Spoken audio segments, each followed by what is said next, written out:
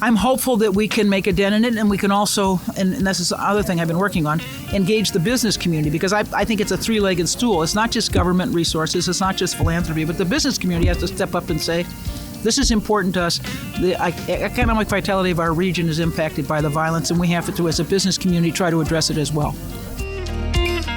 When I came into office, we had a $487 million gap to close in our budget, and I asked every separately elected official to take a 15% budget cut. And some of them did it kicking and screaming, and some of them did it voluntarily. But we got control over the finances. I've been blessed to have good financial managers, chief financial officers who worked with us. And I always say, once you get control of the finances, then you can do some of the policy things that you'd like. The fact that we're losing local newspapers, which have held government accountable for centuries in this country, is very troubling for me. And we don't seem to have a model for how we're going to replace that loss or make up for that loss in terms of informing people. And you can't have a strong democracy without an informed citizenry. It's important that you vote, necessary but not sufficient. You have to support good people. And if there's nobody out there who's running, then you got to run. Welcome to the Good Government Show. I'm Dave Martin, and I'm about to have a conversation with maybe the most important county official in the nation. There are only a few legends in county government, and one of them is my next guest, Toni Preckwinkle of Cook County, Illinois, and that's Chicago. So, what makes a legend? Well, let's start with the fact that she's the first Black woman elected president of the Cook County Board of Commissioners, and that's an office she's held for 13 years. In fact, she's the first woman ever elected to that position. So right away, that makes her a legend. Cook County is the second largest county in the U.S. in terms of population, and she's, arguably on equal footing with the mayor of Chicago. President Preckwinkle oversees one of the nation's largest public health and hospital system and one of the nation's largest criminal justice systems. Using the Affordable Care Act, she was able to create County Care, a managed care program for Medicaid-eligible residents. The county provides care to more than 500,000 individuals through the health system and the county health plan. Before she became president, she served 5 terms as Chicago City Alderman, where she worked extensively on affordable housing. Also, criminal justice, reducing recidivism, mental health, economic development, and yes, in Chicago, forest preservation. Those are just some of the issues that President Preckwinkle has influenced in her time on Cook County. I could go on. Her bio is quite lengthy, as is her service to Cook County and to the city of Chicago. And I didn't mention this, but listen, before she was in government, 10 years she spent as a history teacher. So I'm sure running a classroom was a really good warm-up for Chicago politics. Anyway, I had a great conversation with President Preckwinkle, and you're going to hear that coming up right after the break.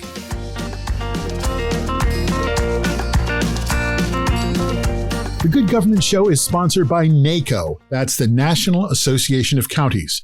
County government is actually the oldest form of government in the United States, and it touches more people directly. Roads, highways, hospitals, schools, recycling, law enforcement, water and sewers. In most of the country, those services are maintained by the county. That's county government. NACo is a nationwide organization that represents all 3,069 counties across the USA. NACo helps county government work better together through things like sharing best practices, because when county government works well, that's just good government.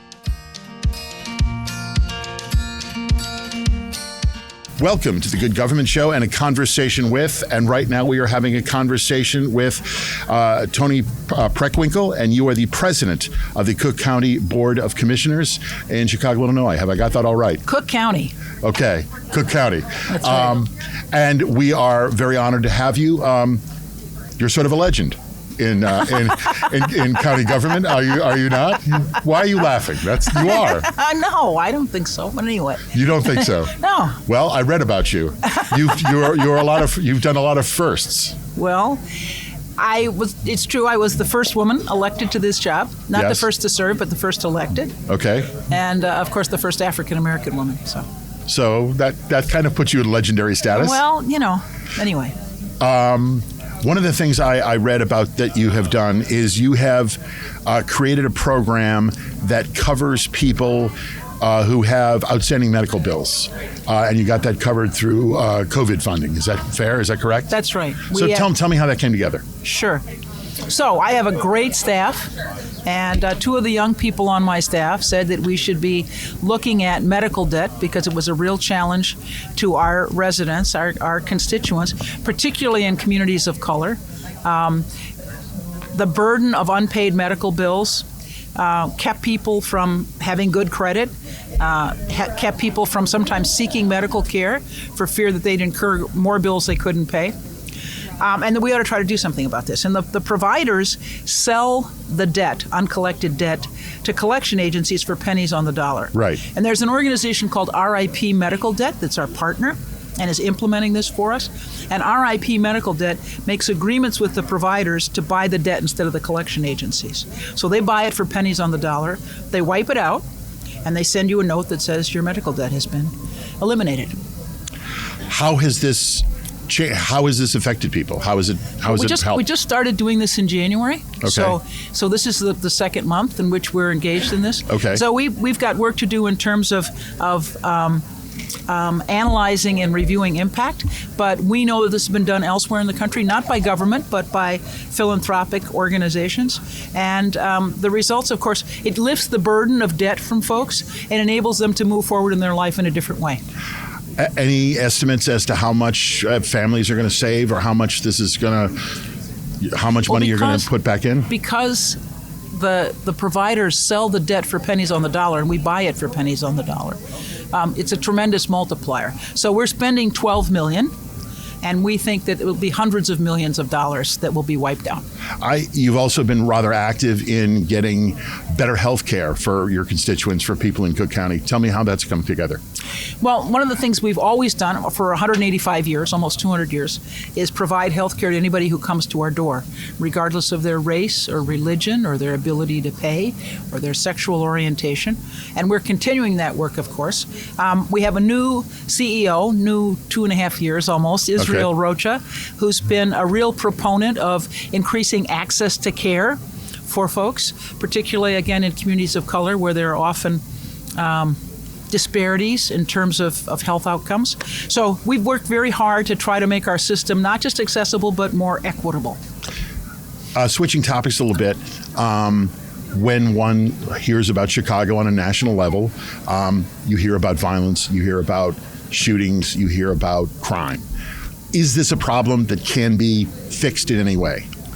Well, the first thing I'd say is that Chicago isn't unique in the violence challenges. No, they're not. I live in New York. All right. So the 35 largest cities in the country all saw spikes in things like carjackings and personal violence, murders and shootings when the pandemic hit. And I think that's a result of the economic collapse. People lost income and livelihood, anxiety, depression, mental health challenges. All of that kind of was an awful stew that produced increases in violence. And we in Chicago are trying to meet the challenge not just with philanthropy, but also with government resources. We put a lot of money into violence prevention, anti-recidivism, and restorative justice work. We always have, well, at least since 2013, after the first couple of years in my job. After we got the finances in order, we started working on some of the policy challenges. And, I think the investments we've made in those community-based organizations that do that work, so we have a whole network of folks that do this work out in our communities, will have an impact as the challenges from the pandemic recede. And I'm hopeful that we can make a dent in it, and we can also, and this is the other thing I've been working on, engage the business community, because I think it's a three-legged stool. It's not just government resources, it's not just philanthropy, but the business community has to step up and say, this is important to us. The economic vitality of our region is impacted by the violence, and we have to, as a business community, try to address it as well. Can we get the guns? I'm a history teacher, and there are some people who believe that because we had a violent revolution in this country, and other places there were nonviolent revolutions, there is in us this endemic love of our weapons. Yes. Which, after all, resulted in our freedom from Britain long ago and far away, right? Yep. But that other places don't have, and our willingness to tolerate personal possession of guns. I think we have more guns than we have people in this country. I think that's what I read recently. Yes. Yeah. It's just, in my view, it's just crazy, and we have to get a handle on it. Is it possible? I hope so. Okay. I mean, so I'm in government. I got to believe that things are possible. Good. Right? All right. Well, we want hopeful, optimistic elected I always officials. say, Yes. you can't be in government and be a pessimist. You have to believe that the things you're trying to do are going to make a difference, right? Yeah. I know this is an issue that you've been working on. Do you feel like you've made any progress in getting guns off the street? Well, I think we've made progress in working with and strengthening the community-based organizations that do this work, because we've provided them with more resources to do it. Okay. There have to be national laws, I think, around like assault weapons, right? Right. And more stringent requirements for people to possess guns in the first place, right? So there has to be work at the national level, but we at the local level have to do what we can. And in Illinois, we've banned assault weapons. We'll see if that stands up in the courts. Where is that in the courts now? What's being challenged, and it'll work its way through the court system in Illinois. Okay. I know that you're pressed for time, so I'm going to get right to the questionnaire, and we're going to learn your insight into government, and you're going to tell us all. What is good government to you? From where you sit as president, what's defined good government? Well, the basis of it has to be sound financial management. When I came into office, we had a $487 million gap to close in our budget, and I asked every separately elected official to take a 15% budget cut. And some of them did it kicking and screaming, and some of them did it voluntarily. But we got control over the finances. Yeah. I've been blessed to have good financial managers, chief financial officers who worked with us. And I always say, once you get control of the finances, then you can do some of the policy things that you'd like. And we've invested, as I said, in our healthcare system. That's half our budget. We've also invested in a variety of initiatives like the ones we've talked about, guaranteed income and medical debt. But we've also invested in affordable housing and all the other kinds of things that government does at our level. You mentioned something that I forgot to ask you about. Tell me how you got the guaranteed income program together and why. How did it come together?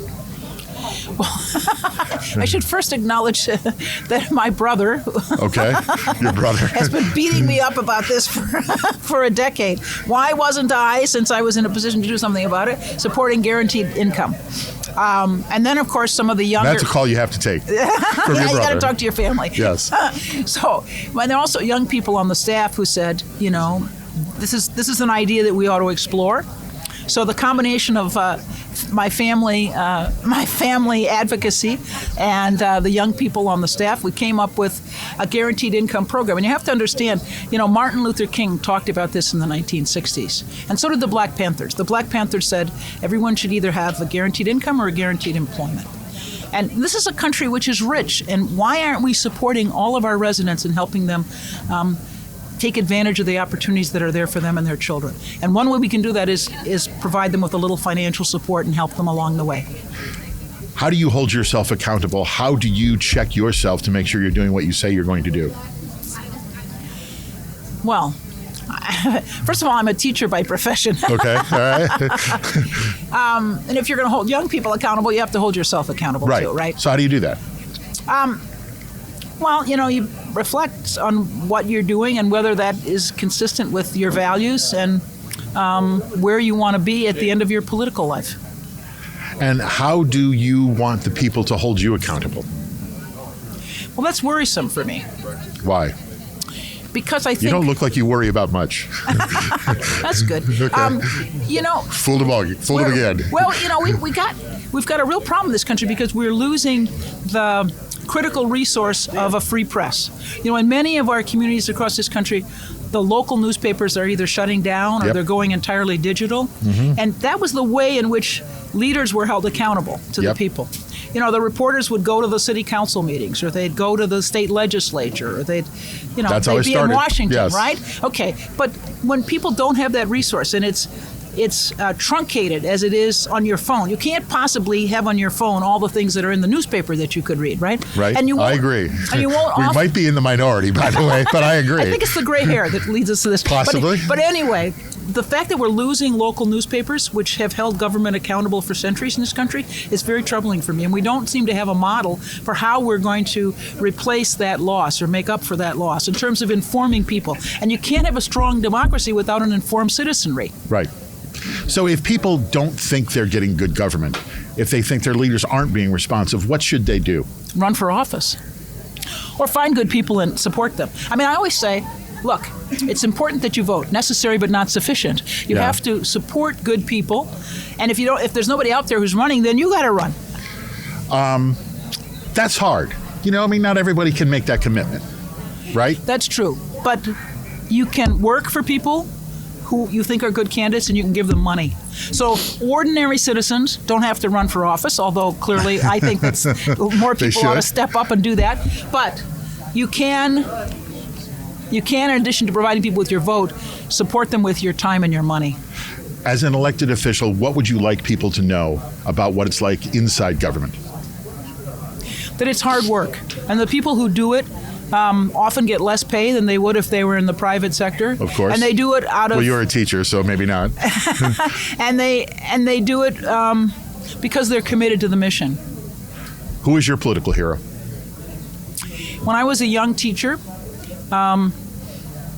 Richard Nixon was being impeached. And so one of my heroes is Barbara Jordan, because on the Judiciary Committee, I thought she exemplified thoughtful, courageous leadership. For a minute there, I thought you were going to say Nixon. So. No, Barbara Jordan. All right, Representative switch. Jordan from Texas. You're from Chicago? What is your favorite dish? What's your favorite Chicago cuisine? It's not Chicago cuisine. My favorite cuisine is pizza Capri. I like Italian food. Pizza Capri. Now, is that, I'm not familiar. Is that deep dish Chicago pizza? No, they serve thin crust, but all right. I like Giordano's thick crust pizza. Growing up, did you always think you were going to be in politics? Was this something that you thought about? Were you president of your senior class? No, I didn't. I didn't grow up in Chicago. I grew up in St. Paul, Minnesota. Okay. And I was active in sports, and I was active in the World Affairs Club, but not in government. All right. And what made you get into government? My teacher, Richard Harmon, invited me to be in the campaign of Katie McWatt, who was the first African-American woman to run for city council in St. Paul, Minnesota. And so we got people to put out yard signs, and we stuffed envelopes, and we called folks. And I loved it, even though, unfortunately, Katie McWatt didn't win. And actually, she passed away just a couple years ago. But a community activist all her life and a great woman. I'm proud to have supported her. Okay. And when I came to Chicago to go to school, I continued to work in political campaigns. Last question for you. Tell me something great that's happening in Chicago you'd like everybody to know about.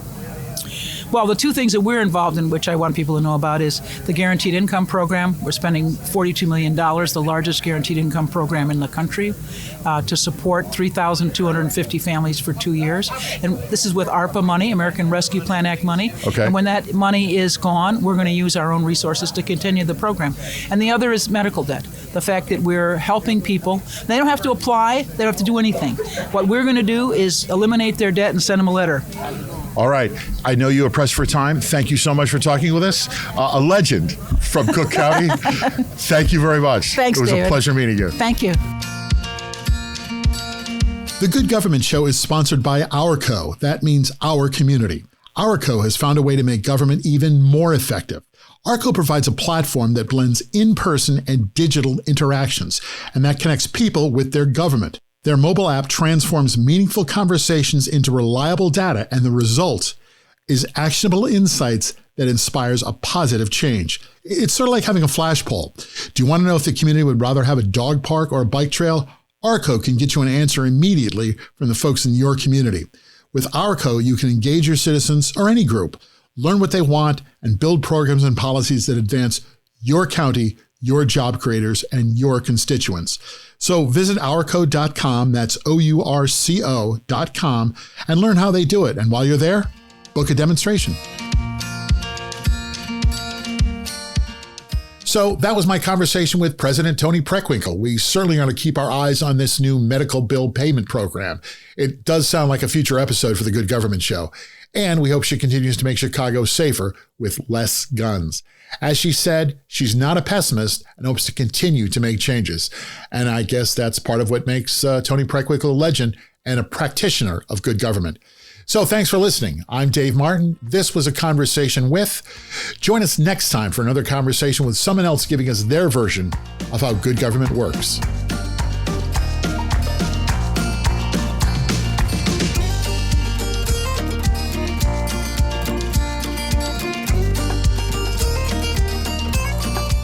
The Good Government Show and A Conversation With is produced by Valley Park Productions.